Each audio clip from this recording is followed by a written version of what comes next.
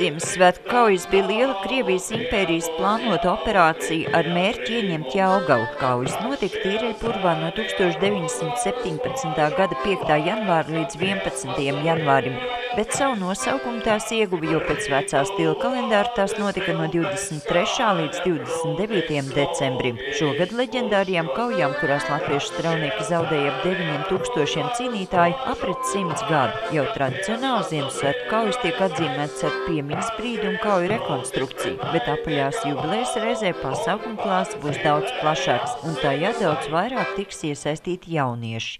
Esam plānojuši, varbūt tas pats lielākais akcents ir organizētais lāpu gājiens. Lāpu gājiens ir nopietni garš, tie ir 7 kilometri. Tas ir maršruts Mangaļu muzejs, Kara muzeja filiāli Mangaļi, līdz Ložmetē kalnam.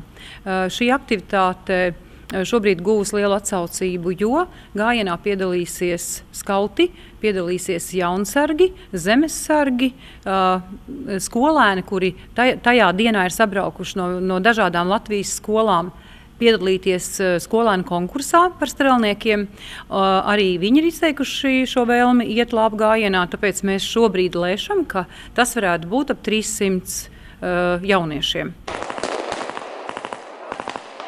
Kā veltījumu Ziemassvētku kauju varoņiem, varonīgiem latviešu strelniekiem Latvijas Banka izlaidusi 5 eiro sudraba kolekcijas monētu, kas muzejiem tiks dāvāta Ziemassvētku kauju 100-gadus konferencē, kas 5. janvārī notiks Ģedartelijas vēstures un mākslas muzejā. Pasākumiem bagātākā diena būs 7. janvāris.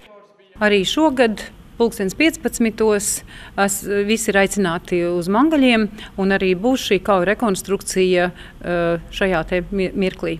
Stundas laikā no 15. līdz 16. tas notiks, un arī šajā reizē mums ir pamainīta varbūt tāda citu gadu kārtība, ka jaunsargi dod savu svinīgo solījumu arī pie Mangaļiem pēc šo kauju rekonstrukcijas un pirms lāpu gājiena.